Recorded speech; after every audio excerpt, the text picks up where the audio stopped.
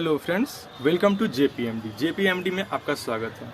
आज हम लोग आपको बताने जा रहे हैं Nazism and the rise of Hitler, यानी कि चैप्टर 3 क्लास 9 का नाज़ीवाद और हिटलर का उदय कैसे हुआ, ये हम लोग आपको बताएंगे। ये चैप्टर थोड़ा बड़ा है, इसलिए हम लोग इसको दो भागों में, दो पार्ट्स में पढ़ेंगे। पहले पार्ट्स में, इस पार्ट में हम लोग आपको बताने जा रहे हैं हिटलर के बारे में, नाज़ी के बारे में, एलीज मित्र राष्ट्र, बर्थ ऑफ वेइमार रिपब्लिक, वाइमर गणराज्य का जन्म, the effects of the war, युद्ध का असर, political radicalism and economic crisis, राजनीतिक रेडिकलवाद, आमूल परिवर्तनवाद और आर्थिक संकट। राजनीतिक रेडिकलवाद को ही आमूल परिवर्तनवाद भी कहते हैं हिंदी में। द ईयर्स ऑफ डिप्रेशन, मंदी के साल, Hitler's rise to power, Hitler का उदय, द डिस्ट्रक्शन ऑफ डेमोक्रेसी, लोकतंत्र का ध्वंस, रिकंस्ट्रक्शन, पुनर्निर्माण। यूएसएसआर क्या है, क्यों है, expansion of Nazi power, Nazi सत्ता का विस्तार, Nazi word came from, Nazi शब्द कहाँ से आया।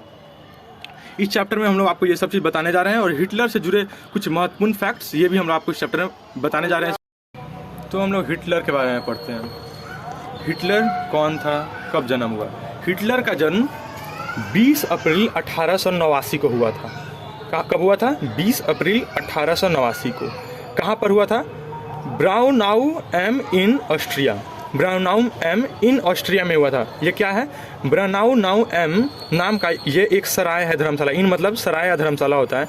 यह एक सराय है ऑस्ट्रिया में, वहीं पे हिटलर का जन्म हुआ था और इसकी मृत्यु कब हुई थी? 30 अप्रैल 1945 को। कहाँ पे? फहरेर बंकर में। कोई बंकर था फहरेर नाम का, वहीं पे हुई थी। देखिए, एक बात गौर करने वाली है कि हिटलर का जन्म ऑस्ट्रिया में हुआ था, लेकिन इसकी राष्ट्रीय ऑस्ट्रिया नहीं थी। इसकी जो राष्ट्रीयता थी वो जर्मन थी, यानी कि इसका नेशनलिटी जर्मन था, यानी कि ये जर्मन देश का नागरिक कहलाता था। हम लोग ने आपको ये बताया कि हिटलर का जन्म कहाँ हुआ, मृत्यु कैसे कब हुई। अब हम लोग ये जानेंगे कि इसकी मृत्यु कैसे हुई। तो इसके लिए हम लोग अब चैप्टर को शुरू करते हैं। तो चैप्टर शुरू होता है 1945 के स्प्रिंग सीजन, बसंत में। क्या हुआ था? 1945 के स्प्रिंग सीजन की बात है, यानी कि बसंत। क्या हुआ था? हेलमुट नाम का एक बच्चा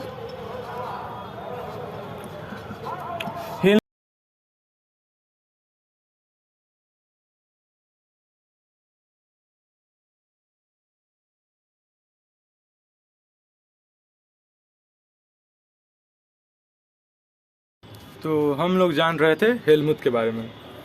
हेलमुट जर्मनी का 11 साल का एक बच्चा है जिसकी कहानी इंटरेस्टिंग है, हम लोग आज जानते हैं। क्या हुआ कि हेलमुट अपने बिस्तर पे लेते हुए कुछ सोच रहा था।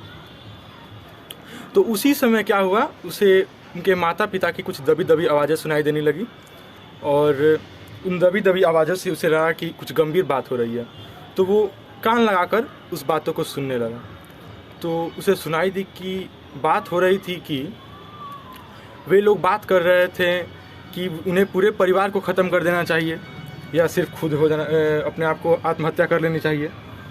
तो अपाहिजों और यहूदियों के साथ उन्होंने जैसा बर्ताव किया था, उन्हें लग रहा था कि उनके साथ भी वैसा ही होगा।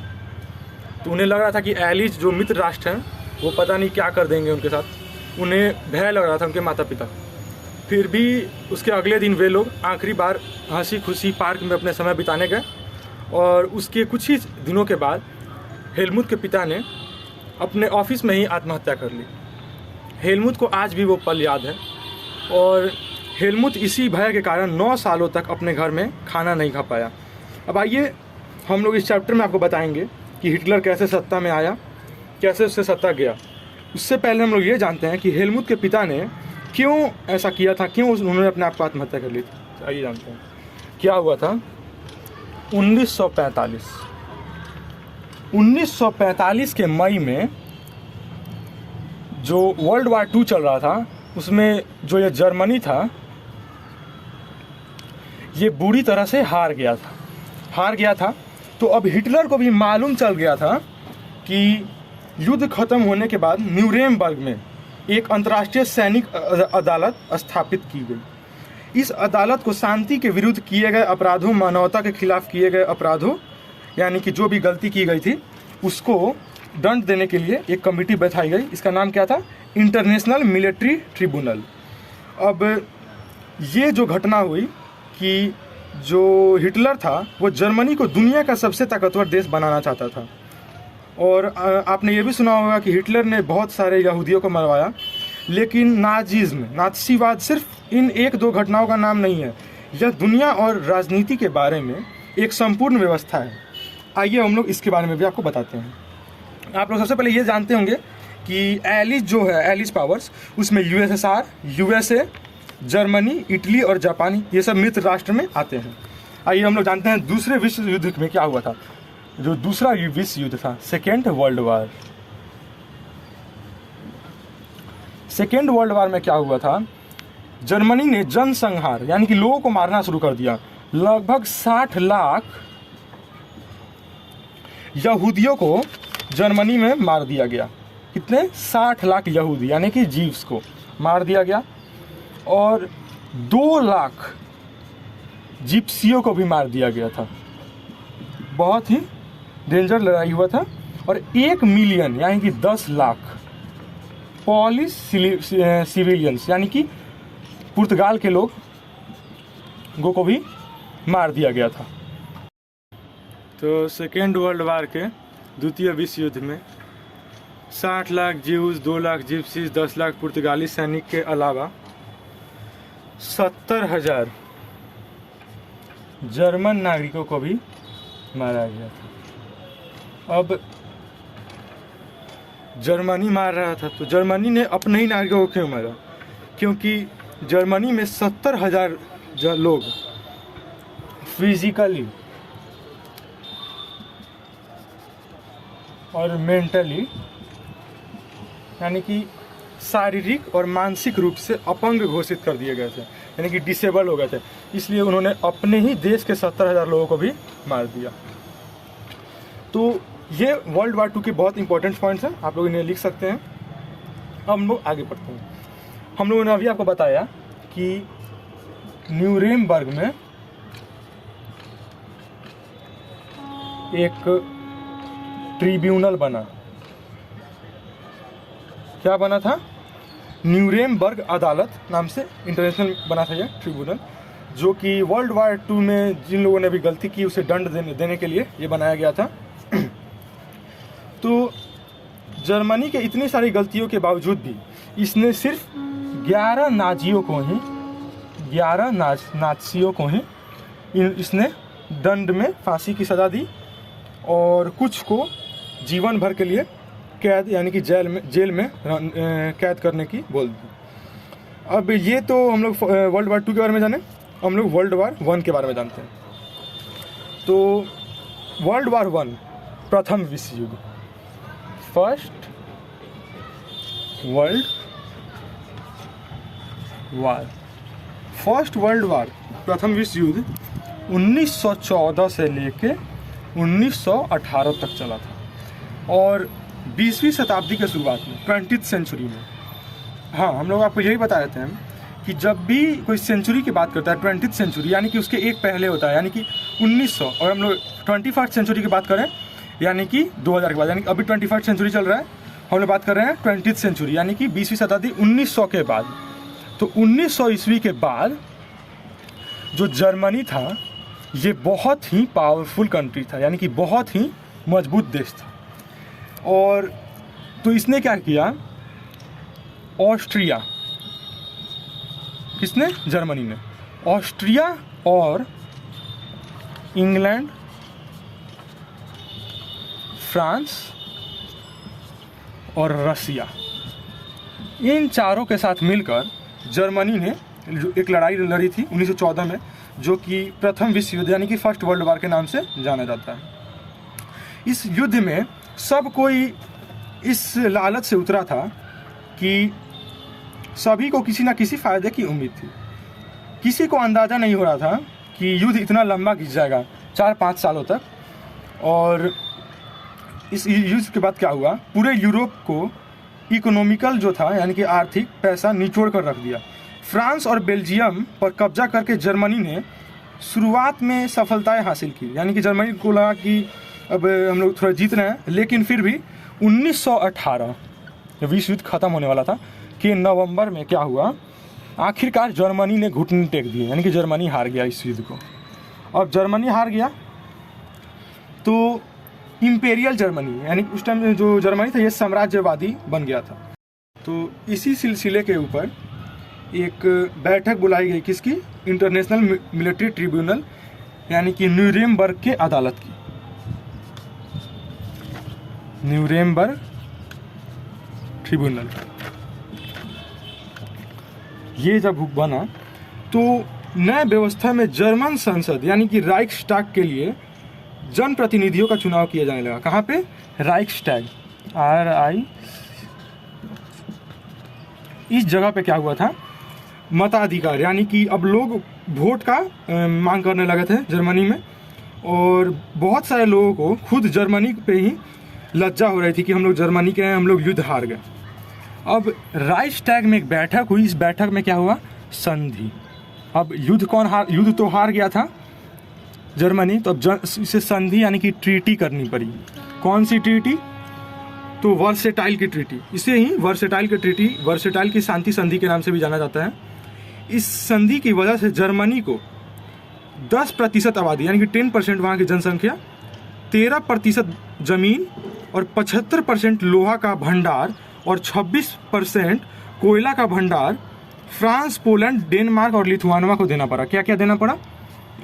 10% आबादी, 13% लैंड जमीन, 75% लोहा आयरन, 26% कोयला, ये सब इसे किसको देना पड़ा? इन लोगों को देना पड़ा।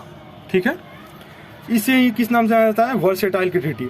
अब हम लोग सेकेंड टॉपिक पढ़ते हैं, युद्ध का असर, the effects of the war.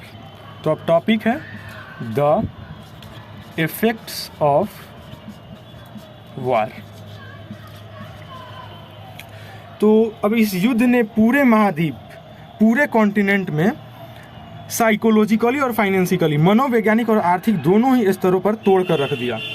और इसका जो हर्जाना था वो वाइमर गणराज्य से वसूल किया जा रहा था। क्यों? अब उस समय जो ये वाइमर रिपब्लिक बना था, वाइमर रिपब्लिक, वाइमर गणराज्य, अब जब इतने सारे युद्ध फ्रांस हार गया तो पूरे ये जर्मनी हारा, तो जर्मनी की जनता को लगा कि सारी गलती वाइमर गणराज्य की है, और उन्होंने कहा कि इस गणराज्य को युद्ध में पराजय के लिए अपमान का बोझ ढोना ही पड़ा। और हर्जाना चुकाने के लिए क्या हुआ, आर्थिक ढंग से भी उसकी कमज़ोर हो गई आर्थिक ढंग जर्मनी की। पहले विश्व युद्ध में क्या हुआ था, सिपाहियों को आम नागरिकों के मुकाबले ज़्यादा सम्मान दिया जाने लगा, और मीडिया एवं खंदकों की जिंदगी का क्या कहा जाने लगा, सच्चाई यह थी कि सिपाही इन खंदकों में बड़ी दयनीय जिंदगी जी रहे थे। वे लाशों को खाने वाले चूहे से घिरे रहते, वे जहरीली गैस और दुश्मनों की गोलाबारी का बहादुरी से सामना करते हुए भी अपने साथियों को पल पर मरते देखते। ये कौन? वहाँ के सैनिक। उस वक्त लोकतंत्र का एक नया और बहुत नाजुक विचार था, जो दोनों महायुद्धों के बीच पूरे यूरोप में फैली अस्थिरता का सामना नहीं कर सकता था। Topic 1.2, political radicalism. Political radicalism and economic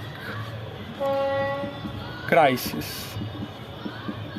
राजनीतिक रेडिकलवाद या आमूल परिवर्तनवाद और आर्थिक संकट। जिस समय वाइमर गणराज्य यानी कि वेइमर रिपब्लिक की जब स्थापना हुई थी, उसी समय रूस में बोल्शेविक क्रांति, बोल्शेविक रिवॉल्यूशनरी हुआ था, और उसमें बहुत सारे क्रांतिकारी लोग विरोध की योजनाओं को अंजाम देने लगे। बहुत सारे शहरों में मजदूर, नाविक, इन लोगों की क्या बनने लगी, सोवियत बनने लगी। इसलिए समाजवादी या डेमोक्रेटिक्स या कैथोलिक्स जो लोग थे, वे वाइमर में इकट्ठा होकर इस प्रकार की शासन व्यवस्था का विरोध में लग गए। फिर क्या हुआ, राजनीतिक रेडिकलवादी यानी कि पॉलिटिकल रेडिकलिज्म के विचारों को 1923 में आर्थिक संकट से और बल मिला, यानी कि अब आर्थिक संकट आ गया था तो अब इन लोगों को और बल मिला कि हम और ज़्यादा विद्रोह करेंगे। जर्मनी ने पहला विश्व युद्ध मोटे तर्जे पर कर्ज लेकर लड़ा था और युद्ध के बाद तो उसे स्वर्ण मुद्रा में ही हर्जाना भरना पड़ा। 1923 में क्या हुआ, वर्ल्ड वार 1 जो जर्मनी हारा था, उसके बाद उसे बहुत सारा गोल्ड यानी कि सोना देकर अपने पूरे कर्ज का निपटाना करना पड़ा। 1918 में ये विश्व युद्ध हारा। इस दोहरे बोझ के से जर्मनी के स्वर्ण भंडार लगभग समाप्त होने की स्थिति में पहुंच गए। आखिरकार 1923 में जर्मनी ने कर्ज और हर्जाना चुकाने से इनकार ही कर दिया। अब तो इन लोगों ने इसी साल कर्ज चुकाते चुकाते ख़त्म करते करते इन लोगों ने इनकार कर दिया कि हम लोग नहीं चुकाएंगे, मना कर दिया। इस जर्मनी विशाल कोयला भंडारों वाला इलाका था। जर्मनी ने फ्रांस के विरुद्ध निष्क्रिय प्रतिशोध के रूप में बड़े पैमाने पर मुद्रा छापना शुरू किया। और क्या हुआ, अप्रैल में अब क्या हुआ, मुद्रा मार्क का मूल्य तेजी से गिरने लगा। अप्रैल में क्या हुआ, एक USD, एक अमेरिकी डॉलर का कीमत 24,000 मार्क के बराबर हो गया था, जो जुलाई में 3,53,000 मार्क हो गया और अगस्त में 46,21,000 मार्क हो गया।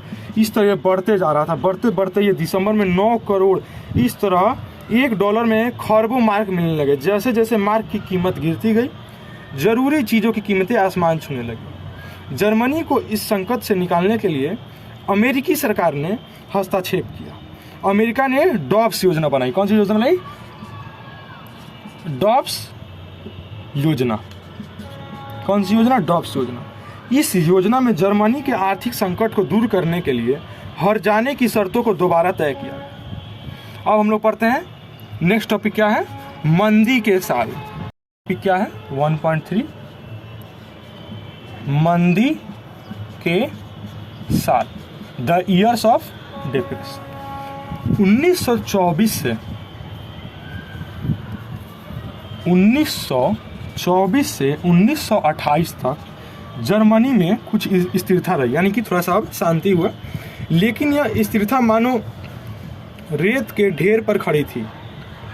जब 1929 में वॉल स्ट्रीट एक्सचेंज, क्या हुआ था? वॉल स्ट्रीट एक्सचेंज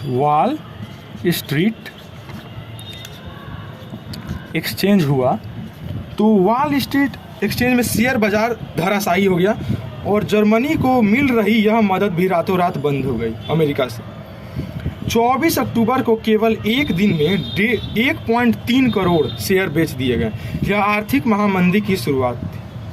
1929 से 1932 तक के अगले 3 सालों में अमेरिका की राष्ट्रीय आय केवल आधी रह गई। अब अमेरिका में भी लगभग मंदी आने लगी, फैक्ट्रियां बंद हो गई, निर्यात गिरता जा रहा था, किसानों की हालत ख़राब हो रही थी और सट्टेबाज बाजार से पैसा खींचते जा रहे थे। अमेरिकी अर्थव्यवस्था में आई इस मंदी का असर दुनिया भर में महसूस किया गया और 1932 में जर्मनी का औद्योगिक उत्पादन 1929 के मुकाबले 40% रह गया था।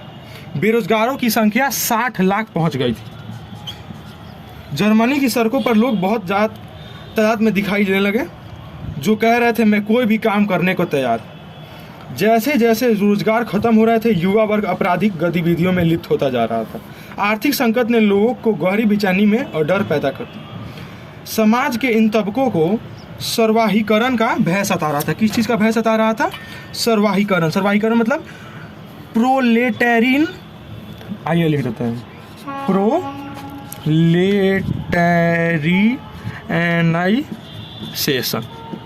बहुत बड़ा वर्ड है। इसका मतलब क्या होता है? To become impoverished to the level of working classes.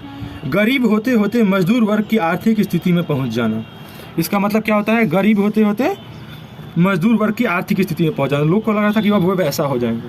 राजनीतिक स्तर पर वाइमर गणराज्य एक नाजुक दौर से गुजर रहा था।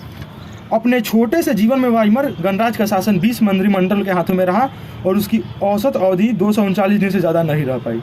और अनुच्छेद 48 की वजह से, जिसमें राष्ट्रपति को अल्पकाल लागू करना है, उस कारण राष्ट्रपति को का शासन लागू कर दिया गया।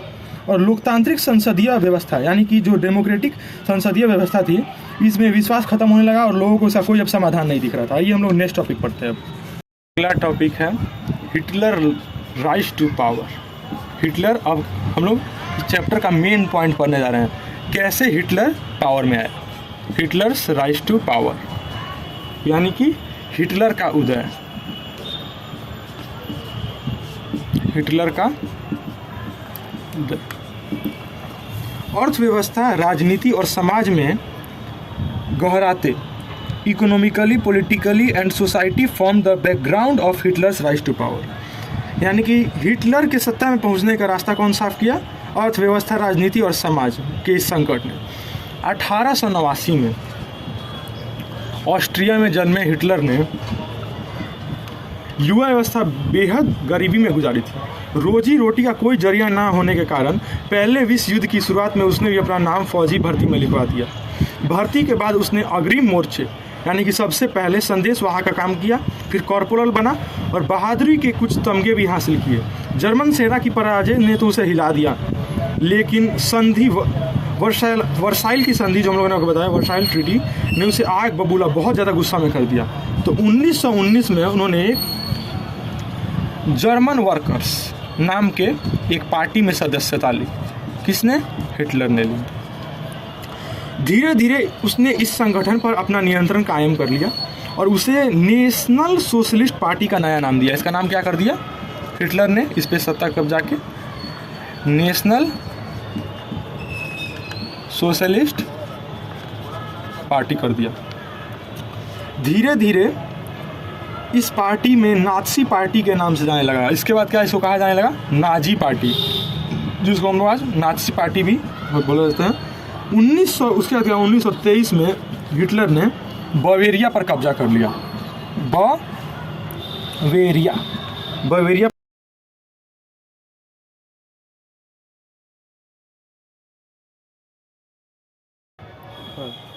तो 1923 में हिटलर ने क्या किया? बावारिया पर कब्जा कर लिया और बर्लिन पर चढ़ाई करने के लिए, सत्ता पर कब्जा पाने के लिए योजना बना रहा था। बट क्या हुआ? इस योजना में वह असफल रहा। वह बर्लिन में कामयाब नहीं हो पाया उसको सत्ता कब्जाने में। उसे गिरफ्तार कर लिया गया। इस पर देशद्रोह, किस पर? हिटलर पर देशद्रोह का मुकदमा भी चला दिया गया। कुछ समय बाद उसे रिहा कर दिया गया। क्या किया गया? रिहा। फिर क्या हुआ? 1930 में शुरुआती सालों में जनता को बड़े पैमाने पर अपनी तरफ आकर्षित नहीं कर पाया। क्या हुआ? जो हिटलर था, वो जो भी लोग थे उसको अपनी ओर, पीपुल नॉट गेट अट्रैक्टेड, लोगों को अपनी ओर अच्छे से अट्रैक्ट वो नहीं कर पाया। फिर क्या हुआ? 1930 के बाद जैसे जैसे कि हम लोग देख चुके हैं, 1929 में बैंक दिवालिया हो चुके थे, काम धंधे बंद हो गए थे, नाजी प्रोपेगेंडा में लोगों को एक बेहतर भविष्य की उम्मीद दिखाई दे रही थी। और 1929 में नाजी पार्टी जो था वो धीरे धीरे आगे आ रहा था। और 1932 आते आते देश का सबसे बड़ा पार्टी कौन बन गया था? Nazi party. ये किसकी पार्टी थी? हिटलर की पार्टी थी। जो जर्मन वर्कर्स पार्टी थी, बाद में इसे नेशनल सोशलिस्ट पार्टी बनाया गया, फिर नाजी पार्टी। ये क्या हुआ? इसको 37 यानी कि 37% जनता के वोट मिले इससे। हिटलर जबरदस्त वक्ता था। उसका जोश और उसकी शब्द लोगों को हिला कर रख देते थे। वह अपने भाषणों में एक शक्तिशाली राष्ट्र की स्थापना, वर्साइल संधि में हुई नाइंसाफी के प्रतिशोध और जर्मन समाज की खोई हुई प्रतिष्ठा वापस दिलाने का आश्वासन देता था। हिटलर ने राजनीति को एक नई शैली रच दी थी। वह लोगों को गोल बंद करके आडंबर और प्रदर्शन की अहमियत समझाता था। वो अपने लोगों को अपने बातों में रख लेता था। अब क्या हुआ? लोकतंत्र का ध्वंस। कैसे डेमोक्रेसी खत्म हुई? Destruction of democracy. ये लास्ट टॉपिक है इस वीडियो का। लोकतंत्र का ध्वंस। अब क्या हुआ, 30 जनवरी 1933 में राष्ट्रपति जो थे हिंडनबर्ग के हिटलर को चांसलर का पदभार संभालने का न्योता दिया। क्या किया, जो राष्ट्रपति थे उसने हिटलर को चांसलर बना दिया। क्या बना दिया, चांसलर बना दिया। सत्ता हासिल करने के बाद हिटलर ने लोकतांत्रिक शासन की संरचना और संस्थानों को भंग करना शुरू कर दिया। अब उसने क्या किया, डेमोक्रेसी का इज्जत करना छोड़ दिया। अब वो डेमोक्रेसी के बातों में नहीं जा रहा था, वो अपना अलग रूल नियम बना रहा था। फिर क्या हुआ, 28 फरवरी 1933 को एक अध्यादेश जारी किया गया। इसके जरिए अभिव्यक्ति, प्रेस और सभा की आज़ादी जैसे नागरिक अधिकारों को अनिश्चित काल के लिए निलंबित कर दिया गया। यानी कि लोगों को अब वो अधिकार नहीं थे जो अधिकार उनके पास पहले थे। इसके बाद हिटलर ने अपने कट्टर शत्रु कम्युनिस्टों पर निशाना साधा। ज़्यादातर कम्युनिस्टों को रातों रात कंसंट्रेशन कैंप, ज़्यादातर कम्युनिस्टों को क्या किया गया, कम्युनिस्टों को क्या किया गया, रातों रात कंसंट्रेशन कैंप भेज दिया गया। कंसंट्रेशन कैंप भेज दिया गया और कैंपों में बंद कर दिया गया।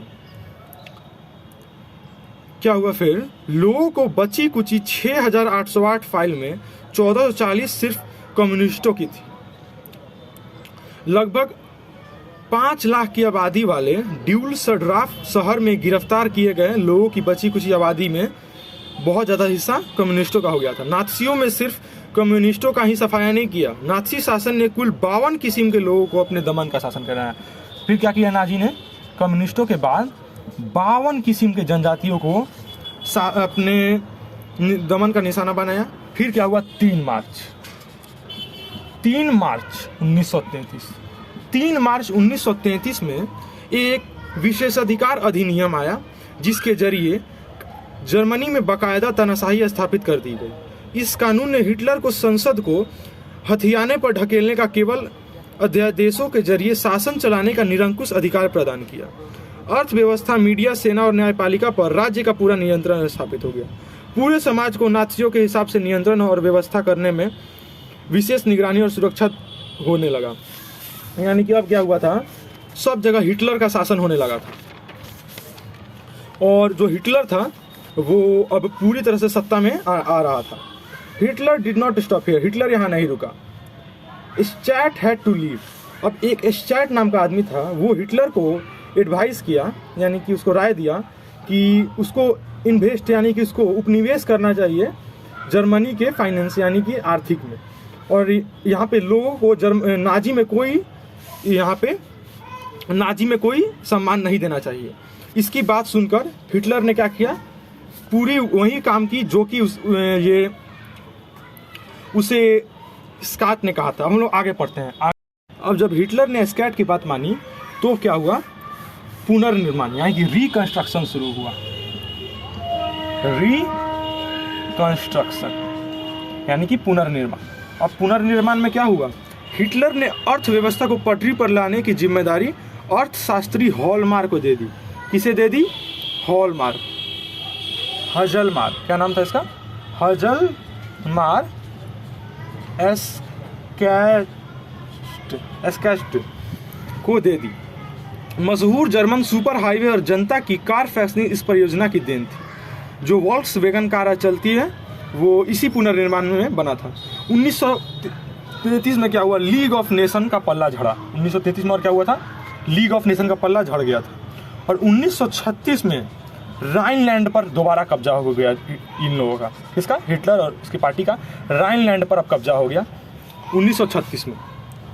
इसके बाद चेकोस्लोवाकिया के कब्जे के वाले जर्मन भाषी सुडेटेंडेंट प्रांत पर कब्जा किया और फिर पूरे चेकोस्लोवाकिया को हड़प लिया।